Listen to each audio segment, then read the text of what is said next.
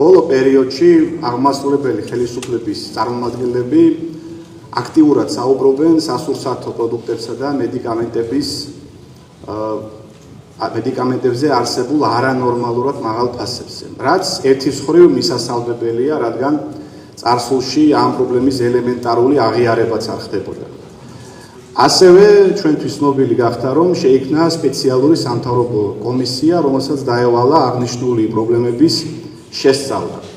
ერთის მხრივ დადებითია ის ფაქტი, რომ ხელისუფლება ნელ-ნელა გამოდის ამ თავისუფალი საბაზრო ურთიერთობების აბსოლუტიზაციაზე დაფუძნებული წარმოდგენებიდან და მიდგომებიდან და კერძო მონოპოლიების არსებობაზე იწყებს საუბარს.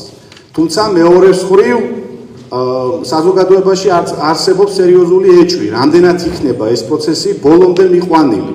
რადგან შეგახსენებთ, თავის დროზე აღნიშნულ პრობლემებზე საუბრობდა ქვეყნის ყოფილი პრემიერ-მინისტრი ირაკლი ღარიბაშვილის, თუმცა სამწუხაროდ მაშინ ეს საუბარი საუბრადვე დარჩა. აქედან გამომდინარე, მე მაქვს შემოთავაზება.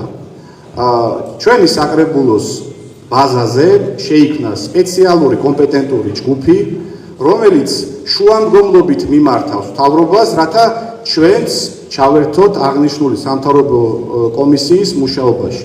მე დარწმუნებული ვარ, ეს ინიციატივა მხოლოდ ხელშეუწყობს ამ პროცესის განჭირვალობას, რაც ყველაზე მნიშვნელოვანია, გაზრდის მოსახლეობის მხრიდან სანდოობას, რაც საბოლოო ჯამში არ შეიძლება დადებითად არ აისახოს შედეგზეც.